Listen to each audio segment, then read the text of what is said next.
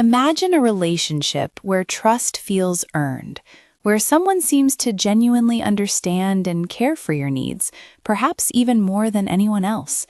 Now, imagine discovering that this carefully constructed connection was not built on genuine affection, but on manipulation, a meticulously planned deception with a devastating hidden agenda. This is the insidious reality of grooming. Today, we're going to delve into the intricate psychology behind why grooming warning signs appear, exploring both the calculated behaviors of perpetrators and the profound trauma inflicted upon victims.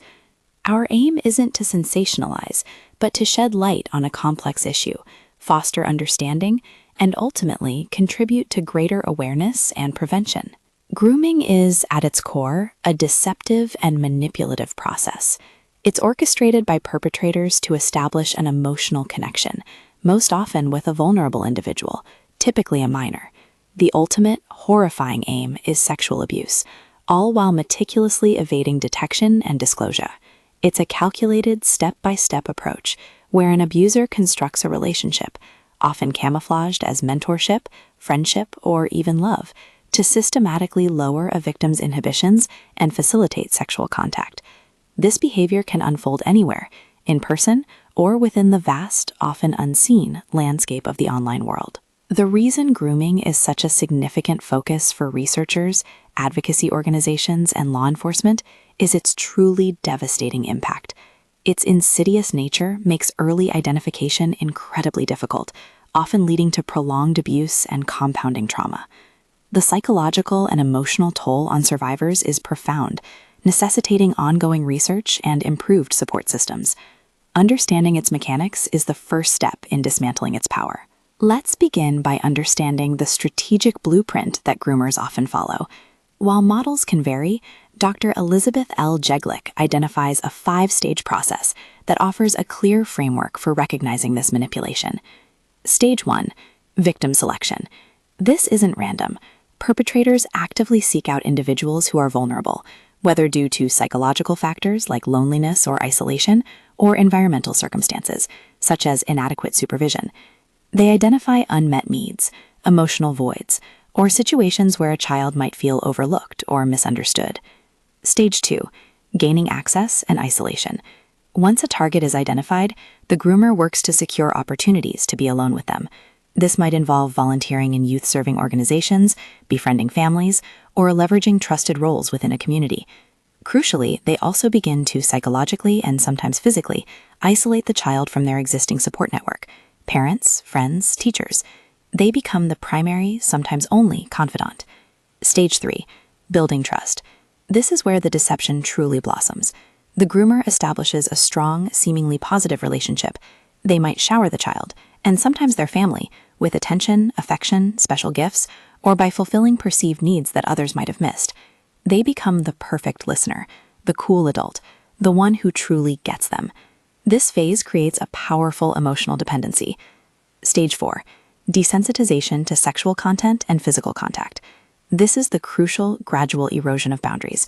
It begins subtly, with seemingly innocuous physical contact, a hug, a tickle, and progresses to more frequent and sexualized touching and language. Often, these actions are disguised as jokes, educational moments, or our special secret. The child's natural discomfort is slowly normalized, making it harder to recognize the danger. Finally, Stage 5, post-abuse maintenance. After the abuse has begun, the perpetrator employs a range of strategies to prevent disclosure and perpetuate the cycle. This includes threats, emotional manipulation, gaslighting, or fostering intense feelings of guilt and shame in the victim. They might tell the child no one will believe them, or that it's their fault, effectively trapping them in silence. Understanding these stages helps us recognize the warning signs, which are often subtle but consistent. These red flags can include unusual favoritism, excessive attention, or special gifts towards a particular child. Overstepping physical boundaries, sexualized jokes or conversations, and exposing a child to inappropriate content are clear alarms. A major tactic is encouraging secrets or actively discouraging communication with other trusted adults, along with deliberate isolation tactics.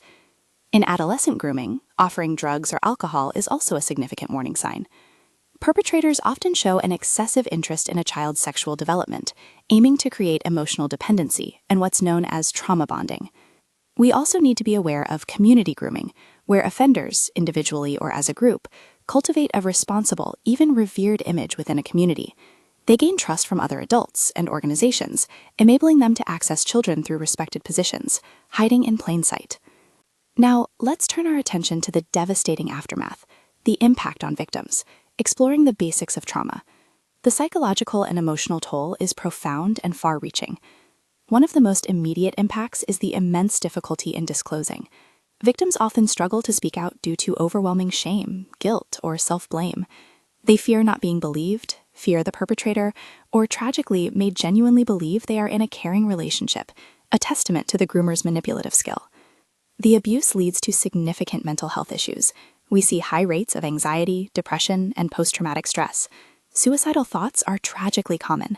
The very fabric of a victim's self-worth is often torn apart, resulting in a damaged sense of self and an eroded trust in others. This makes forming healthy relationships in the future incredibly challenging, as their fundamental understanding of trust and safety has been distorted. A key concept here is trauma bonding. This is a powerful, insidious connection, where the brain associates the abuser with a false sense of safety or relief from pain, almost like an addiction. The cycles of abuse and intermittent kindness create a powerful, confusing emotional dependency. The victim's reality becomes distorted, often exacerbated by gaslighting tactics, where their perceptions are constantly undermined and denied by the abuser. This deep confusion, paired with emotional dependency, traps victims in a cycle that is incredibly difficult to break free from. Furthermore, survivors face an increased risk of future victimization, highlighting the critical need for long-term specialized support. It's important to address a persistent and harmful issue that often accompanies discussions of grooming: victim blaming. Public questions can arise that imply survivors might have been responsible or led on their abuser. It is crucial to understand that a groomed child's compliance is never consent. Their agreement is a product of manipulation, fear, and a distorted reality. Misinterpreting this compliance as consent can lead to the crime being downplayed and victims being denied the recognition and support they desperately need. So, how do we move forward? While the challenges are immense, there are vital strategies for prevention.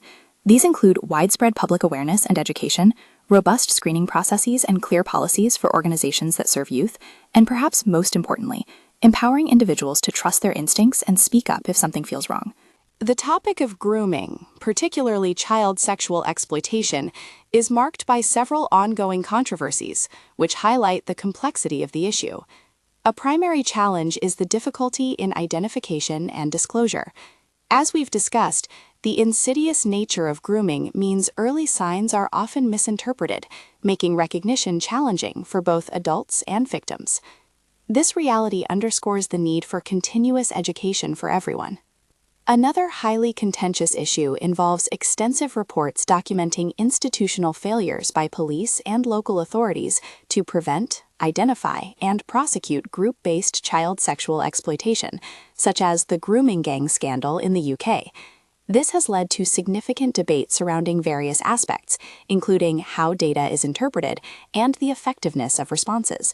These discussions highlight the broader challenges societies face in effectively addressing this form of exploitation and ensuring justice for survivors. Looking to the future, the focus remains clear: continuing to refine prevention and intervention strategies, enhancing public and institutional awareness, and crucially, improving long-term support for survivors. This is a sustained effort, demanding ongoing research and a collective commitment to protecting the vulnerable. Understanding grooming is not about fear, it's about empowerment through knowledge.